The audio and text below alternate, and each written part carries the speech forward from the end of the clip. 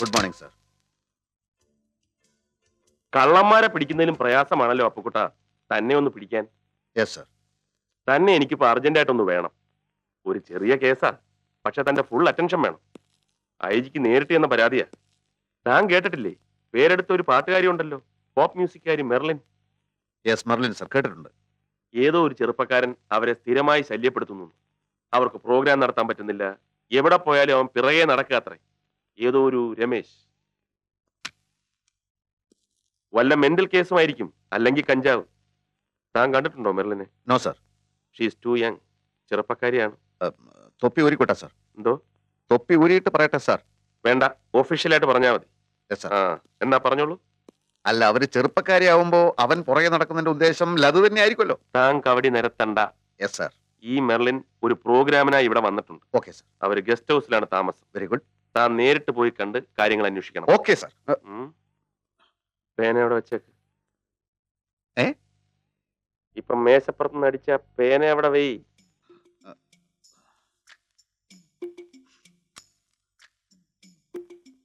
എന്താ അത്? വലത്തെ പോക്കറ്റ് മുഴിച്ചിരിക്കുന്നുണ്ടല്ലോ. എടുക്കെടുക്ക്, എടുക്കടോ.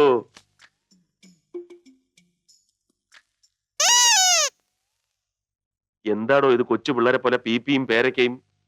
ഇതാ പോക്കറ്റ് അടിക്കാരൻ വാസുവിന്റെ വീട്ടുമുറ്റത്ത് നിന്ന് കിട്ടിയാണ് സർ. തനിക്കിത് എന്തിന്റെ അസുഖ? ഇൻവെസ്റ്റിഗേഷന്റെ തുമ്പ് എവിടെന്നാ കിട്ടുകയെന്ന് മുൻകൂട്ടി പറയാൻ പറ്റില്ലല്ലോ സർ. ഓഹോ, ദേ അവിടെ ചെന്ന് മെർലിന്റെ ഒന്ന് തപ്പരുത്, പറഞ്ഞേക്കാം.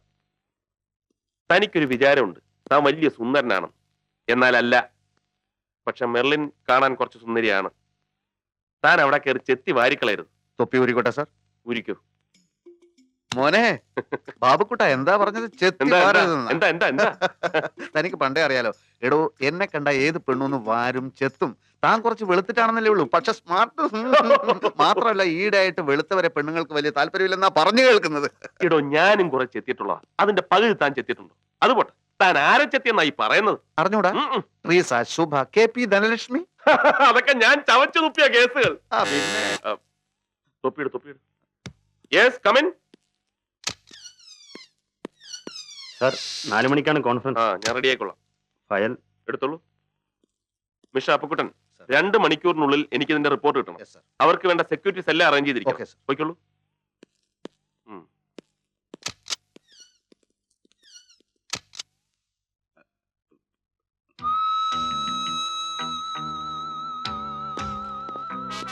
ഇതാണോ പോപ്പ് മ്യൂസിക്കാരി മെർലിന്റെ ഗസ്റ്റ് ഹൗസ്? അതെ. താനെന്തിനാണ് അവരുടെ പുറകെ ഇങ്ങനെ തൂങ്ങി നടക്കുന്നത്? താനെന്തിനാണ് അവരുടെ പുറകെ ഇങ്ങനെ തൂങ്ങി നടക്കുന്നതെന്ന്? ഞാൻ അവരുടെ മേക്കപ്പ് മാനാണ് സർ. മേക്കപ്പ് ആണെന്ന് മനസ്സിലായി, പക്ഷെ മുഖത്ത് പ്രായവും വരുത്തി ഒരു കൊടവയറും ഫിറ്റ് ചെയ്താൽ കണ്ടുപിടിക്കില്ലെന്ന് കരുതിയോ? രമേശ, ഐജിക്കാണ് പരാതി. തന്റെ വിളച്ചിലൊന്നും എന്റെ അടുത്ത് വേണ്ട. പീറ്ററെ, ഒന്നും വന്നേ.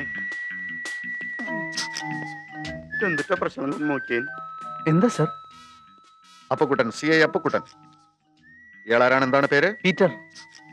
ഒന്നുകൂടെ നോർത്ത് നോക്കിയ വല്ല രമേശൻ എന്ന മറ്റാണോ ശരിക്കുള്ള പേര് മിസ്റ്റർ പീറ്റർ? അല്ല സർ, ഞാൻ പീറ്റർ, ഗിറ്റാറിസ്റ്റ്. ഗിറ്റാറിസ്റ്റ് ആണ്.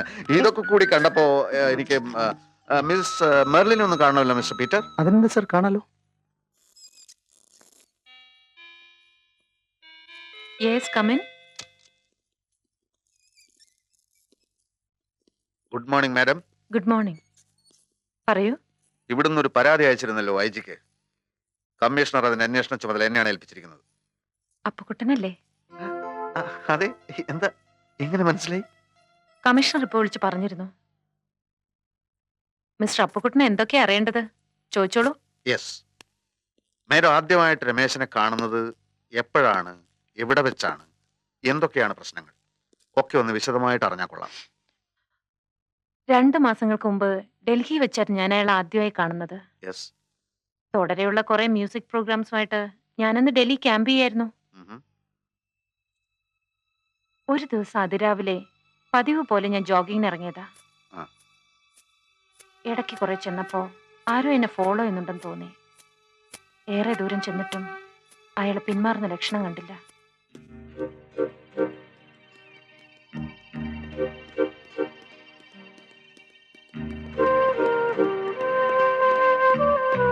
ഞാൻ വഴിമാറി ഓടിയിട്ടും അയാൾ എന്നെ പിന്തുടർന്നുകൊണ്ടേയിരുന്നു.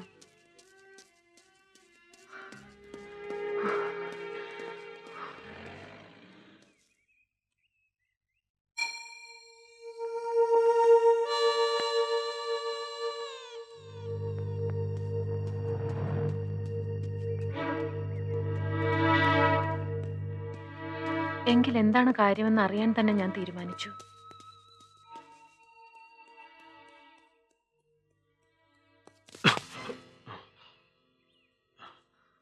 Why do you follow me? ഞാൻ വെറുതെ പിന്നെ ഓ, മലയാളിയാണല്ലേ. എന്തിനാ എന്നെ തന്നെ ഇങ്ങനെ ഫോളോ ചെയ്യുന്നേ? ദേ, ഇത് ഇത് ഇത് എന്റെ ഹെയർ പിൻ ആണല്ലോ. ആ ഇത് തരാനായിരുന്നു, മാഡത്തിന്റെ കയ്യിൽ നിന്ന് പോയതാ. ഓ, ഇതിനാണോ? ഞാൻ ഭയന്നു പോയി. വല്ല ക്രിമിനൽസും ആണോന്ന്. ഡൽഹിയല്ലേ? മാഡം അങ്ങനെയൊക്കെ സംശയിക്കുന്നത് ഞാനും ഭയന്നായിരുന്നു, അതുകൊണ്ടാ ഒന്ന് അറച്ചത്. Thank you. ഞാൻ മാഡത്തിന്റെ ഒരു ആരാധകനാ, മിക്ക പ്രോഗ്രാംസും അറ്റൻഡ് ചെയ്യാറുണ്ട്. ഓ, എന്താ പേര്? രമേശ്. രമേശ് എന്ത് ചെയ്യുന്നു? ഞാനൊരു എക്സ്പോർട്ടറാ ഹാൻഡിക്രാഫ്റ്റ്സിന്റെ. ഇന്നുണ്ടല്ലേ പ്രോഗ്രാം? അതെ, എന്താ വരുന്നോ? അത് ഞാൻ തീരുമാനിച്ചു കഴിഞ്ഞു. എങ്കിൽ എന്നെ ഗസ്റ്റ് ആയിട്ട് വന്നോളൂ. ബൈ. Thank you.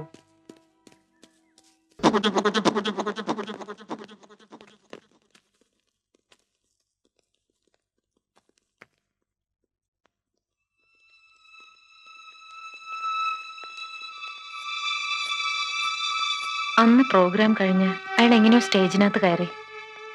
എനിക്ക് വേണ്ടി കാത്തു നിൽക്കുകയായിരുന്നു അയാൾ. വളരെ മര്യാദയോടെ അയാൾ എന്നെ ഒരു ഡിന്നറിന് ക്ഷണിച്ചു. എനിക്ക് വല്ലാതെ മടി തോന്നി. എന്തൊക്കെ പറഞ്ഞിട്ടും അയാൾ ഒരുപാട് നിർബന്ധിച്ചു, അപേക്ഷിച്ചു. ഒടുവിൽ എനിക്ക് സമ്മതിക്കേണ്ടി വന്നു.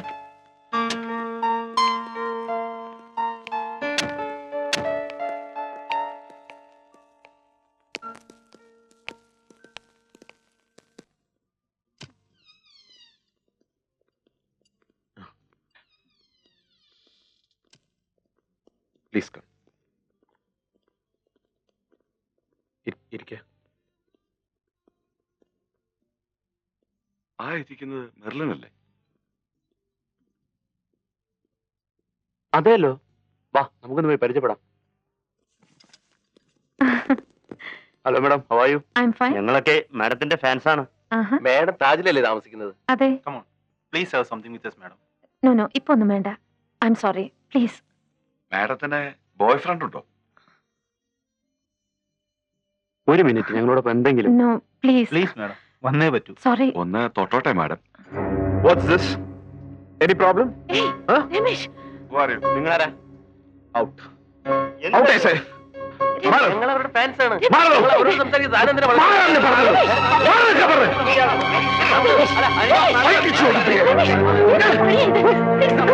ആരാണ് പറഞ്ഞത്?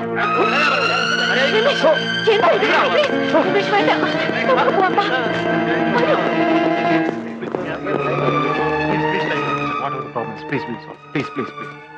ഛെ, രമേശ് എന്ത് പണിയെ കാണിച്ചത്?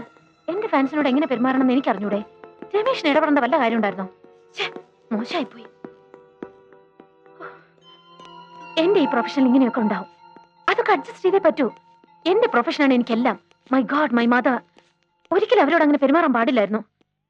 I am sorry. വിരോധമില്ല, ഞാൻ പോയി അവരോട് മാപ്പ് പറഞ്ഞിട്ട് വരാം. അതാ നല്ലത്.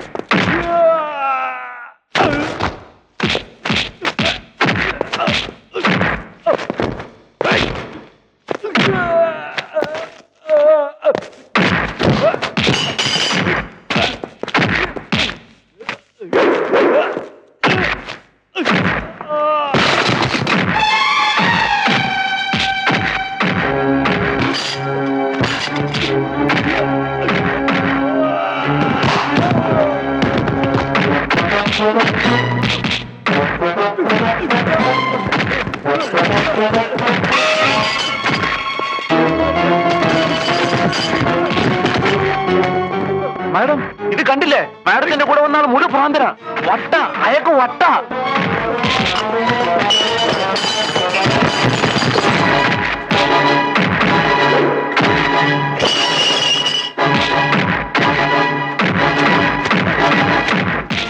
മെർലിൻ എന്നതാണോ? അവളെ നോക്കുന്നവന്റെ കണ്ണ് ഞാൻ കുത്തിപ്പൊട്ടിക്കും.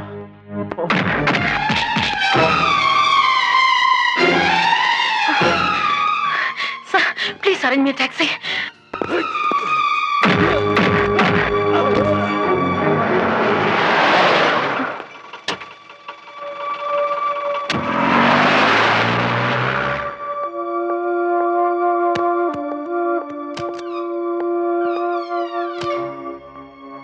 അന്ന് എനിക്ക് ആകപ്പാട് വല്ലാണ്ട് തോന്നി.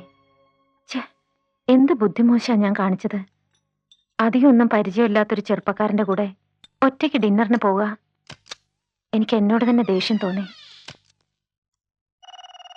അന്ന് അല്പനേരം കഴിഞ്ഞപ്പോ എനിക്ക് റിസപ്ഷനിൽ നിന്നൊരു കോൾ വന്നു. ഡൽഹി പോലീസ് എന്നെ കാണാൻ വന്നിട്ടുണ്ടെന്ന്. വന്നോളാൻ ഞാൻ പറഞ്ഞു. Yes come in. അവർ 4 പേരുണ്ടായിരുന്നു.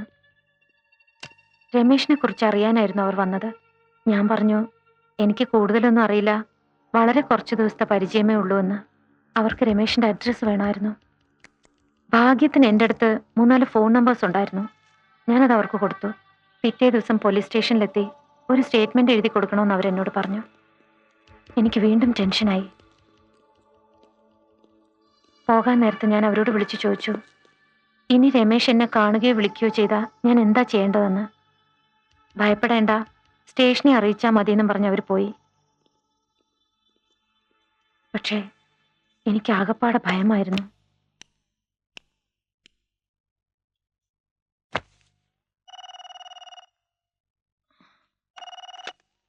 ഹലോ മെർലിൻ, ഞാൻ രമേശാണ്. സംഭവിക്കാൻ പാടില്ലാത്തൊക്കെയാണ് സംഭവിച്ചത്. ഞാൻ കാരണം ഇങ്ങനെ ഒരു ബുദ്ധിമുട്ടുണ്ടായതിൽ എനിക്ക് ഖേദമുണ്ട്.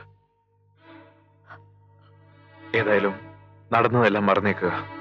ഈ രാത്രിയെ മറന്നേക്കുക. പ്ലീസ്, എന്നോട് ഒരല്പം പോലും വെറുപ്പ് തോന്നരുത്. രമേശ് ഇപ്പൊ എവിടുന്നാ വിളിക്കുന്നേ? ഹോട്ടലിന്റെ അടുത്തുള്ള ഒരു ബൂത്തിൽ നിന്നാണ്. ഞാനിവിടെ വന്നപ്പോ മെർലിൻ പോലീസുകാരോട്ട് സംസാരിക്കായിരുന്നു കോറിഡോറിൽ. തൊട്ടടുത്ത് തന്നെ ഞാനും ഉണ്ടായിരുന്നു. ഒരു റെഡ് കളർ നൈറ്റിയല്ലേ ഇട്ടിരുന്നത്, ഞാൻ കണ്ടു. പക്ഷേ അതിന്റെ പിന്നെ 2 ഹുക്കിട മെർലിൻ മറന്നുപോയിരുന്നു. ഏതായാലും ഞാൻ ഇനി മെർലിനെ ഒരിക്കലും കാണാനോ സംസാരിക്കാനോ ഒന്നും വരില്ല. I am sorry four everything. Good bye.